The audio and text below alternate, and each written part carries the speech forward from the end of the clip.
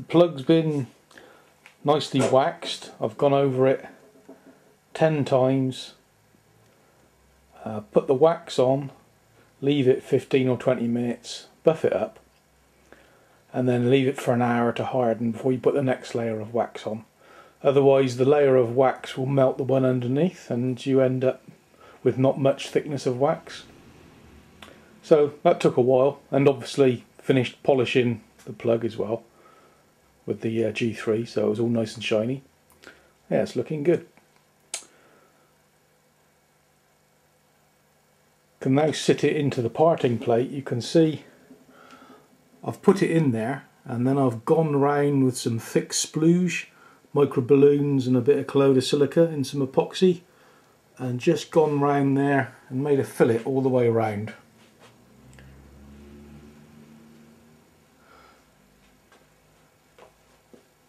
Leave that for a couple of days now, get nice and hard, and then hopefully be able to pop the plug out and I'll be left with a perfect indent which just needs sanding down, and I'll have a really sharp, nice edge to the mould, which will mean better seams. That's the plan. Okay, we've pulled the plug out. As you can see, it's left a nice little mould all the way around, perfectly conforms to the edge of the plug. So all we've got to do now is sand it off. Plug pulled out nicely, just needed a sharp tap on the flange of the splitter plate, and then it came out. Because it had the PVA on it, the excess epoxy cleaned off nicely and washed it down in cold water, and we've still got 10 coats of wax on there, so that's all good. Put some tape around me permablock so as I can sand away and the tape rubs on to the flanges and just sands onto the excess epoxy. So I get it down pretty close and then I'll switch to wet and dry.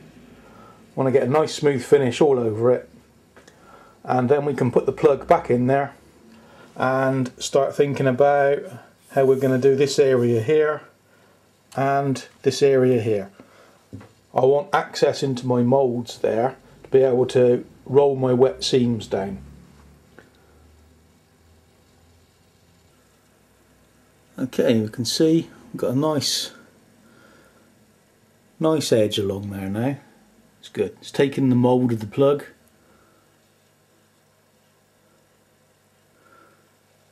So that should just fit in there nice and snugly now. So let's try it.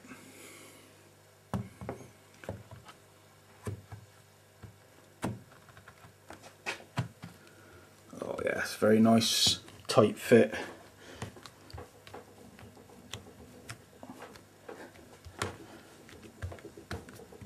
That's it. He's in.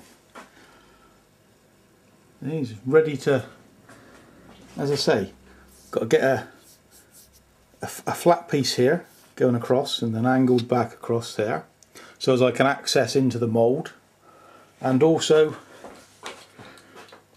here on the seat as well. I'm going to make up a foam insert that comes up over there, along and back down there, so it will leave me a big hole on the wing seat where I can get in there, lets a bit of light in, and I'll be able to see what I'm doing in there.